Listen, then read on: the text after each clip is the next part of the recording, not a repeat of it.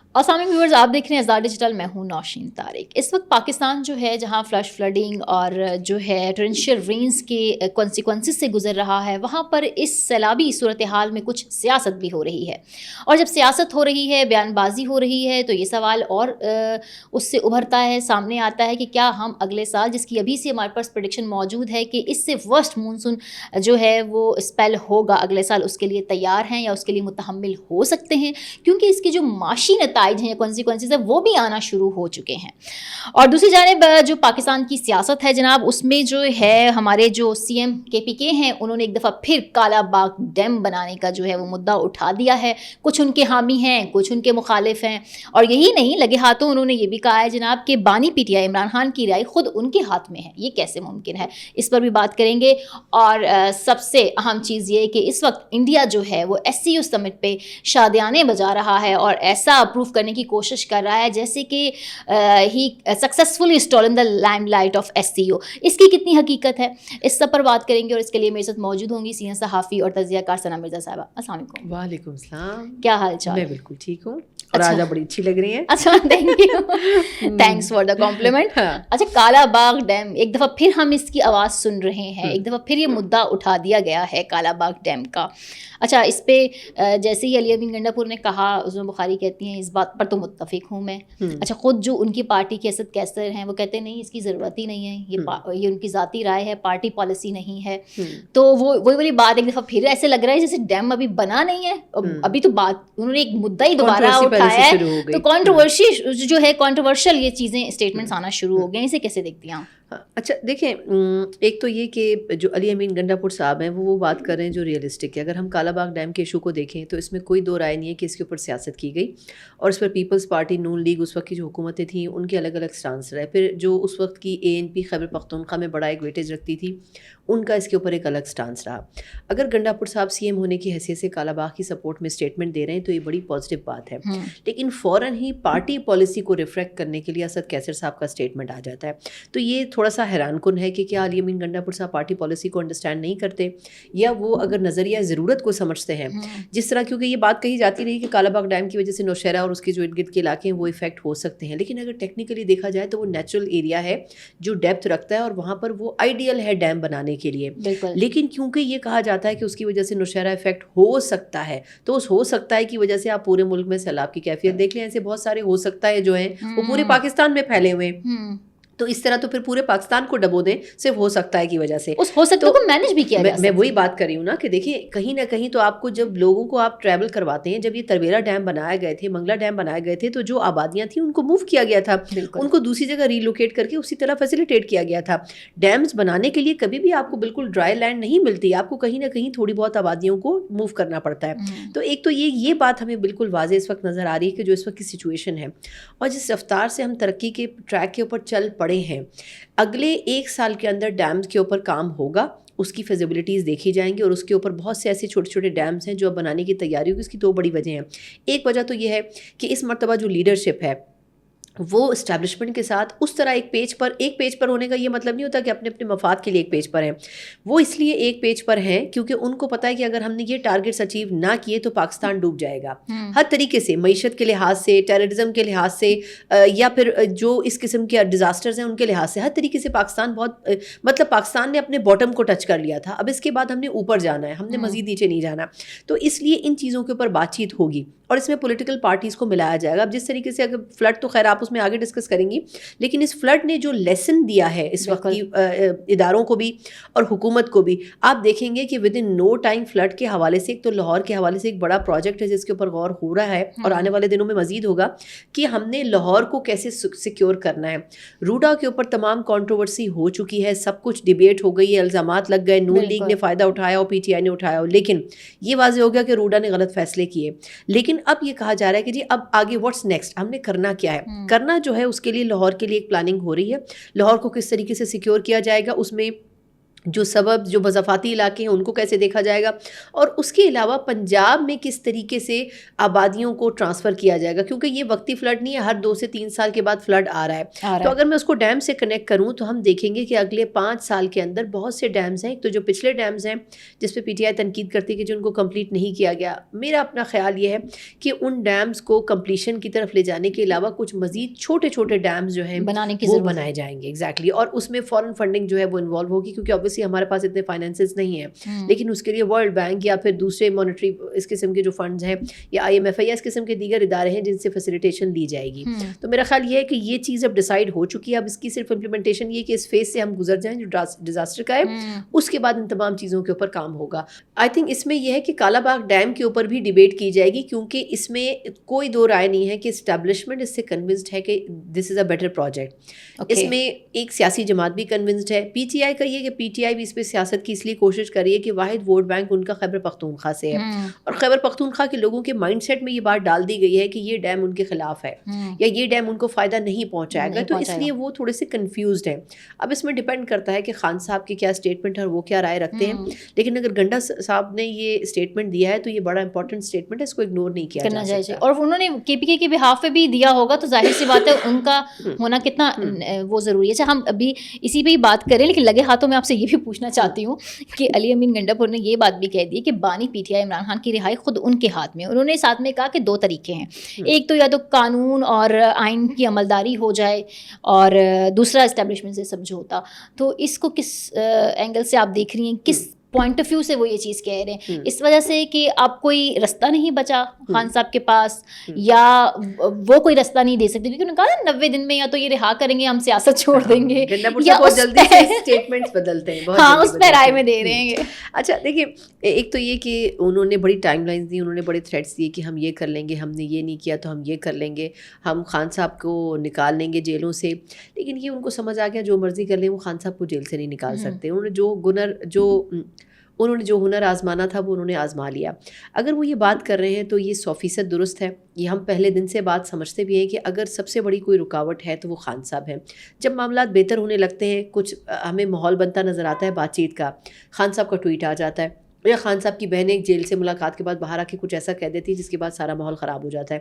تو جو انہوں نے جس کانٹیکس میں یہ بات کہی ہے وہ یہی ہے کہ اگر خان صاحب ڈائلاگ کرنا چاہتے ہیں تو یہ ان اینی کیس ان کو پولیٹیکل لیڈرشپ کے تھرو ہی کرنا پڑے گا. اب وہ ڈائریکٹ اسٹیبلشمنٹ کے ساتھ بیٹھ کر بات چیت نہیں کر سکتے. مطلب مثال ہے، اگر ہم یہ کہیں کہ جی 60s 70s میں یہ ہوتا تھا یا 80s میں یہ ہوتا تھا، تو ضروری نہیں ہے کہ 2025 میں بھی وہی ہو. تو وہ چیز انڈرسٹینڈ خان صاحب کا کرنا بڑا ضروری ہے. اور دوسری اہم ترین چیز یہ ہے کہ خان صاحب بھی اپنے تمام جو آپشنز ہیں وہ استعمال کر چکے ہیں. ایک لاسٹ آپشن ہے کہ اسمبلیوں سے استعفیٰ دے دیا جائے. آئی تھنک اس کا بھی جو بیک اپ پلان ہے نا وہ گورنمنٹ بنا چکی ہے کہ اگر وہ استعفے دیتے ہیں تو اس کا کیا طریقہ کار ہوگا. کیا اس میں ایک سرٹن ٹائم رکھا جائے گا جس میں اس ٹائم کے اندر ان استعفوں کو ہولڈ کیا جائے گا اور اس کے بعد پھر الیکشن کی طرف جایا جائے گا، یا پھر ان سے بات چیت کا راستہ اختیار کیا جائے گا. تو گورنمنٹ بھی جب سے اقتدار میں آئی ہے تب سے ویٹ اینڈ سی کی پالیسی اختیار کریے کہ وہ دیکھ رہے ہیں کہ اپوزیشن کیا کرتی ہے اور پھر اس کے جواب میں ہم نے کیا کرنا ہے. تو اس میں تو کوئی دو رائے نہیں ہے کہ خان صاحب خود ہی یہ ڈیسائیڈ کر سکتے ہیں کہ آیا انہوں نے کیسز کو جینوئنلی فیس کرنا ہے یا انہوں نے بات چیت کرنی ہے. اچھا سر، اسی سینیریو میں ایک چیز یہ بھی ہے، اب یہ خبر ہے یا نہیں آپ کنفرم کر سکتی ہیں کہ پی ٹی آئی کی جو لوگ باہر ہیں، مطلب اسد کیسز وغیرہ اور یہ سب لوگ عمران خان کی مرضی کے بغیر حکومت سے مذاکرات کرنا چاہ رہے ہیں یا کرنے جا رہے ہیں، یہ خبر ہے یا خالی افواہ ہے؟ اچھا دیکھیں، اسد کیسر صاحب ہو گئے، شبلی فراز صاحب ہو گئے، عمر ایوب صاحب کو میں اس میں شامل نہیں کرتی. یہ وہ لوگ ہیں جو کہ گورنمنٹ کے ساتھ بڑے اچھے مراسم رکھتے تھے، بات چیت کرتے تھے. ایون گنڈا پور صاحب بھی چاہتے تھے، اسٹیبلشمنٹ کے ساتھ بڑے قریب رہے ہیں. اب تھوڑے سے ان کے معاملات کوئی بہت اچھے نہیں ہیں. تو یہ لوگ گورنمنٹ کے ساتھ ان ٹچ تھے، ان سے بات چیت کرتے تھے. لیکن ایشو یہ تھا کہ جب یہ کوئی کسی چیز کی طرف کانکریٹ شیپ میں جانے لگتے تھے تو خان صاحب اس کو شبوتاز کر دیتے تھے. تو اس لیے انہوں نے یہ چیز بڑی کلیریفائی کر دی تھی. ایون بیرسٹر گوہر صاحب وہ کئی پوائنٹس، کئی اسٹیجز کے اوپر یہ کہہ چکے ہیں کہ میں بے بس ہوں، میں مزید کچھ نہیں کر سکتا، جو الٹیمیٹ ڈیسیجن ہے وہ خان صاحب نے لینا ہے. تو اس کی وجہ سے جو پارٹی ہے وہ اب خان صاحب کے ڈیسیجنس کے اوپر ڈپینڈنٹ کرتی ہے. یہ بات درست کہی جاتی ہے کہ پی ٹی آئی خان صاحب سے ہے. ویسے میری نظر میں تو نون لیگ بھی نواز شریف صاحب کی وجہ سے ہی ہے. مطلب یہ کہنا کہ جی نون لیگ میں بڑی ڈیموکریسی ہے، یہ میری نظر میں میں غلط ہے. پیپلز پارٹی بھی زرداری صاحب کی وجہ سے ہے یہ. لیکن ہاں یہ ضرور ہے کہ ان کی جماعت میں لوگ ووکل ہیں, تنقید کرتے ہیں, کرٹیسائز کرتے ہیں فیصلوں کو, پارٹی اس کو برداشت کرتی ہے, کہتی ہے جی یہ ڈیموکریسی ہے. لیکن ایسا نہیں ہے کہ کوئی سیاسی جماعت جو ہے وہ اپنے لیڈر کی مرضی کے بغیر کوئی فیصلہ کرے. تو خان صاحب ضرور فیصلہ کر سکتے ہیں, لیکن پارٹی کے لوگ یہ چاہتے ہیں کہ خان صاحب اگر نہیں مان رہے ہیں تو ہم کسی چیز کو کسی ایک پوائنٹ پر لے جا کر کنکلوڈ کریں حکومت کے ساتھ, اور اس کنکلوژن کو لے جا کر ہم خان صاحب کے سامنے رکھیں کہ ہم نے یہ بات چیت کر کے یہ چیزیں طے کی ہیں اور اب اس کے بعد ہم یہاں کھڑے ہیں. اب آپ کو ان اینی کیس یہ کرنا ہوگا, ادروائز پارٹی کے پاس کوئی چوائس نہیں بچے گی. میرا خیال ہے یہ وہ واحد آپشن ہے جو کہ پارٹی کے لوگ اس وقت باہر سوچ رہے ہیں. لیکن میرا خیال یہ ہے کہ خان صاحب جو ہے نا وہ اندر بیٹھ کے کچھ اور سوچ رہے ہیں. اچھا. اور وہ پارٹی سے بالکل بھی میچ نہیں کرتا, نہیں کر رہا. اچھا, خان صاحب نے پچھلے دنوں ایک فیصلہ کیا تھا کہ اپوزیشن کے لیے کہ قومی اسمبلی میں محمود خان اچکزئی کا نام دیا انہوں نے. سینیٹ کے لیے پہلے تو اعظم سواتی صاحب تھے, پھر خیر علامہ راجہ ناصر اس کا نام آنے لگ گیا ہے. اب اس میں فیصلہ تو خیر انہوں نے اپنی طرف سے دے دیا. اب کچھ لوگ کہہ رہے ہیں یہ فیصلہ درست ہے جو پی ٹی آئی کے نہیں ہیں, جبکہ پی ٹی آئی کے اپنے اندر یہ کہا جا رہا ہے کہ محمود خان اچکزئی کو ہی لے لیا جائے تو ان کا مائنڈ سیٹ ڈفرینٹ ہے, پارٹی سے میچ نہیں کھاتا. آگے چل کر دیکھیں گے کہ وہ ہمارے اس کے حساب سے چلتے ہیں کہ نہیں. تو ایسا لگتا ہے کہ یہاں پر بھی ایک گیپ ہے, ایک اسپیس ہے نا. خان صاحب کیا سوچ رہے ہیں, کیا فیصلہ کر رہے ہیں, اور ان کی جو یہاں پارٹی موجود ہے باہر وہ کچھ ڈفرینٹ ہی سوچتی ہے. اچھا, دوسرا آپ نے اعظم سواتی صاحب کا غالباً نام لیا. اچھا دیکھیں, انٹرسٹنگلی اعظم سواتی صاحب کس کے آدمی ہیں, مطلب پی ٹی آئی کے تو کبھی تھے ہی نہیں وہ. تو پھر یہ کہ کبھی ان کے فارم میں بھینس گھس جاتی تھی اور کبھی کچھ ہو جاتا تھا, لیکن وہ ایک بڑی انٹرسٹنگ شخصیت ہیں اور ان کو معاملات کو لے کے چلنا بڑا اچھا آتا ہے. لیکن بس وہ جب سے پی ٹی آئی میں آئے ان کو ایسے اثرات ہوئے کہ ان کے کچھ معاملات اچھے نہیں رہے, لیکن ان کو چیزوں سے نکلنا آتا ہے. اب اگر انہوں نے ان کو رکھا ہے اور ان کے ساتھ بیلنس کیا ہے محمود اچکزئی صاحب کو, تو یہ بڑا انٹرسٹنگ کمبینیشن ہے. کیونکہ دیکھیں اعظم سواتی صاحب کی کوئی ڈیڈیکیشن پی ٹی آئی کے ساتھ نہیں رہی, لیکن پی ٹی آئی میں آنے کے بعد ان کے اوپر بڑے مسائل آئے. لیکن محمود اچکزئی صاحب شروع سے ہی اینٹی اسٹیبلشمنٹ سٹانس رکھتے ہوئے آئے ہیں. ان کو اگر آپ بنا رہے ہیں اور ساتھ میں اعظم سواتی صاحب کو بنا رہے ہیں تو آپ یہ میسج دے رہے ہیں کہ دیکھیں میں ایک بڑی اسٹرانگ اپوزیشن بنا رہا ہوں. اگر یہ اسٹرانگ اپوزیشن بنے گی, محمود اچکزئی صاحب کی اس بات کو آن ریکارڈ ضرور لانا چاہیے جو کہ دبے لفظوں میں لوگ کہتے رہے کہ اچکزئی صاحب نے ایک موقع پر یہ کہا کہ جی خان صاحب پارٹی کے ڈیسیجنز مجھ پر چھوڑ دیں, اور خان صاحب جو ہیں اپنے لوگوں کو اس بات کے اوپر قائل کر لیں کہ وہ اسٹیبلشمنٹ سے رابطے ڈسکنیکٹ کر دیں. اور اس کے بعد دیکھیں کہ میں احتجاج کو کیسے کامیاب بناتا ہوں. اس کے اوپر تو بہت لوگ بات کر چکے ہیں. تو وہ انہوں نے کیوں کہا, کیونکہ لوگ بیسکلی اس مشکل ماحول سے نکلنا چاہتے ہیں, لیکن اس میں بنیادی رکاوٹ خان صاحب ہے. ایشو یہ ہے کہ یا تو لوگ اپنی مرضی فالو کریں یا پی ٹی آئی کی یعنی خان صاحب کی, تو وہ نہیں ہو پا رہا, اور اسی کی وجہ سے جو فیصلے ہیں وہ امپلیمنٹ نہیں ہو پا رہے. تو اچکزئی صاحب میرا خیال یہ کہ اچھی چوائس نہیں ہوں گے, کیونکہ پی ٹی آئی کے اندر بھی ان کے لیے ایکسیپٹنس نہیں ہے. لوگ جس طرح مولانا فضل الرحمان صاحب کے بارے میں کھل کر کرٹیسائز کرتے رہے ہیں, اسی طرح پی ٹی آئی کے لوگ اچکزئی صاحب کے بارے میں بھی کرٹیسائز کرتے رہے ہیں. اور اعظم سواتی صاحب کو لوگ کچھ بہت زیادہ, جو کے پی کی لیڈرشپ ہے وہ بہت زیادہ اون نہیں کرتی ہے. تو اس لیے میرا خیال یہ ہے کہ ان دونوں لوگوں کو نامینیٹ کرنے کی وجہ سے خود پی ٹی آئی بھی کوئی بہت زیادہ خوش نہیں ہے. لیکن اگر ہم دوسرے کانٹیکسٹ میں دیکھیں تو میرا خیال یہ کہ خان صاحب نے لیڈرشپ اور اپوزیشن کی جو باغ ڈور ہے وہ ان کے ہاتھ میں اس لیے دی ہے کہ ان کو شاید لگتا ہے کہ میرے جو لوگ ہیں وہ ایک ایک کر کے اڑائے جا رہے ہیں. یا دوسری صورت یہ بھی ہو سکتی ہے کہ ان کو یہ لگتا ہو کہ اگر ان لوگوں کے ہاتھ میں دوں تو شاید کسی طریقے سے میری جو تحریک ہے وہ زیادہ مضبوط ہو جائے. تو وہ جن چیزوں کے اوپر وہ سوچ رہے ہیں, پارٹی کے لوگ اس پر نہیں سوچ رہے. پارٹی کے لوگ چاہتے ہیں کہ اگر ہمارے پاس نمبر ہے تو وہ اسمبلی میں اور سینٹ میں بھی ہمارے ہی ہاتھ میں رہے. ٹھیک. اچھا, اب تھوڑا سے میں بات فلڈ کی سچویشن کے بعد جو ایمرج ہو رہی ہے اس پہ کر رہی ہوں. ایک طرف تو ہمیں معاشی چیلنجز کا سامنا ہے, گندم چاول کی اس پہ بات ہو رہی ہے کہ اب وہ نہیں ہے. دوسری طرف جو ہے ہم یہ دیکھ رہے ہیں کہ جیسے کہ ہمارے وفاقی وزیر برائے موسمیاتی تبدیلی مصدق ملک صاحب, انہوں نے کہا جی کوئی کتنا بھی طاقتور کیوں نہ ہو, اگلے مونسون سیزن سے پہلے 300 دنوں میں ہم جو ہے وہ دریا کے راستے میں تمام تجاوزات کا خاتمہ کر دیں گے. یہ وہ کلیم کرتے ہیں. تیسری جانب جو ہے ابھی جو ہے وہ خطرہ ٹلا نہیں ہے. 5 ستمبر کو 5 ندیاں پہ جو ہے بڑا ریلا آنے کی وہ ہے. اچھا, اس پہ دوسری جانب جو ہے وہ عظمہ بخاری بھی یوٹیوبر پر برس رہی ہیں کہ سیلاب زدگان کے پاس جا کے شاید ان کی رائے لینا جو ہے وہ ان کو پسند نہیں آ رہا. تو وہ یہ ساری چیزیں ہو رہی ہیں. تو اس میں ایک سوال بڑا امپورٹنٹ ہے سنا کہ کیا ہمیں آلریڈی پتہ ہے کہ اگلے سال یہ پہلے سے زیادہ ورسٹ ہو سکتا ہے, تو کیا پاکستان اس کا متحمل ہوگا ان ساری سچویشنز میں؟ اور یہ جو دعوے ہو رہے ہیں ان پہ واقعی امپلیمنٹیشن ہوگی؟ کیونکہ ہر جگہ آپ نے بھی دیکھا ہو ٹاک شوز میں کہتے ہیں ہم نے 2022 میں سے بھی سبق نہیں لیا تھا تو 2025 سے بھی نہیں لیں گے سبق. اچھا دیکھیے، ہم نے جس طرح شروع میں بات کی تھی کہ اب کچھ ایسی پلاننگ ہو رہی ہے جو کہ لانگ ٹرم پلاننگ ہوگی، کیونکہ یہ انڈرسٹینڈ کر لیا گیا کہ ہر 2-3 سال کے بعد پاکستان میں فلڈ آتا ہے، تو اس لیے اس کے لیے شارٹ ٹرم پالیسی کی ضرورت نہیں ہے، اس کے لیے لانگ ٹرم پالیسی کی ضرورت ہے. اور یہ جو اسٹیٹمنٹ ہے مصدق صاحب کا، یہ اس چیز کو ریفلیکٹ کرتا ہے کہ ہم اب ایک ایسا سسٹم بنائیں گے جس سسٹم کے تحت فلڈ آئے بھی. دیکھیں چائنا میں فلڈ آیا کسی کو پتہ ہی نہیں ہے، 40 گھنٹے کے اندر انہوں نے پورا فلڈ کلیئر کر دیا. یہ بات میں اس لیے کوٹ کر رہی ہوں کیونکہ چائنا میں لوگوں نے جا کے شور نہیں کیا کہ جی ہمارے گھروں میں پانی آ گیا. انہوں نے وہاں لوگوں کے لیے پراپر سیٹ اپ کیا، لوگوں کو وہاں موو کیا، اور اس کے بعد انہوں نے فلڈ کے پانی کو ایویکویٹ کیا، اور اس میں مقامی آبادیاں جو افیکٹ ہوئی تھیں انہوں نے حکومت کے لوگوں کے ساتھ اسی طرح شانہ بشانہ کھڑے ہو کے کام کیا. اور 40 آورس کچھ بھی نہیں ہوتے، 40 آورس میں انہوں نے اپنے شہروں کو پانی سے فری کر دیا. لیکن یہاں پر کیا ہے کہ ہم بیٹھ جاتے ہیں اور ہم کہتے ہیں جی حکومت کچھ کرے گی، ہم خود کسی چیز کو ہاتھ لگانے کو تیار نہیں ہوتے. چلیں وہ اب اگر میں یہ کہوں کہ جی ریسورسز نہیں ہوتی یا پھر حکومت ہی کیا ادارے ہی ایسے کام نہیں کر رہے ہیں کہ آپ اس میں کیا ہیلپ آؤٹ کریں، لیکن اب ایسا سسٹم وضع کیا جا رہا ہے جس میں اگر فلڈ کی سچویشن ہو بھی تب بھی کوئی بہت زیادہ نقصان نہ ہو. اور اس میں میں پھر کہوں گی کہ اس میں ایسا ہی ہوگا جو مصدق صاحب کہہ رہے ہیں. میرا اپنا بھی یہ خیال ہے اور خبریں بھی یہی ہیں کہ اب ایک بالکل اکراس دا بورڈ ایک ایسا سسٹم بنایا جائے گا جس میں کینالز ہوں گی، جس میں پانی کے لیے پراپر چینلز بنائے جائیں گے. اور اس کی وجہ سے جو بھی پانی ہوگا پہلی سٹیج پہ یہ فلڈ کی روک تھام کے لیے کیا جائے گا کہ اگر فلڈ آ جاتا ہے تو پھر کس طریقے سے ہم بچ سکتے ہیں. سیکنڈ سٹیج اس کہ ہم اس پانی کو سٹور کیسے کر سکتے ہیں. یہ بڑا امپورٹنٹ پوائنٹ ہے کیونکہ ہمارے یہاں 80% جو پانی ہے نا وہ سمندر کی نظر ہو جاتا ہے، تو اس لیے یہ سیکنڈ سٹیج کے اوپر پانی کو سٹور کرنے کا وہ ہوگا. لیکن میرا خیال یہ ہے کہ جو ڈیمز بنانا ہے اور جو سیلاب کے لیے پورا ایک سسٹم وضع کرنا ہے وہ سسٹم ان کی اس وقت ٹاپ پرائیورٹی ہے. اور اس کے بعد اگلی سٹیج کے اوپر یہ چیز کی جائے گی کہ ہم کس طریقے سے پانی کو پرزرو بھی کر سکتے ہیں.